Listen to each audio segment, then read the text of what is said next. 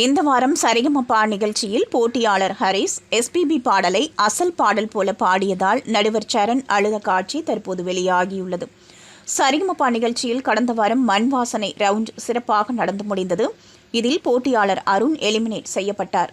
இதனைத் தொடர்ந்து மக்கள் அனைவரும் காத்திருந்த எஸ்பிபி சுற்று இந்த வாரம் நடைபெற இருக்கின்றது. இதில் போட்டியாளர்கள் எஸ்பிபியின் சிறப்பான பாடலை பாட இருக்கின்றனர். அந்த வகையில் தற்போது வெளியாகிய ப்ரோமோவின்படி போட்டியாளர் ஹரிஸ் மின்னலே நீ வந்ததேனடி என்று பாடலை பாடியிருந்தார். இந்த பாடல் ரசிகர்கள் மத்தியில் மிகவும் ஈர்ப்பு கொண்ட பாடல்.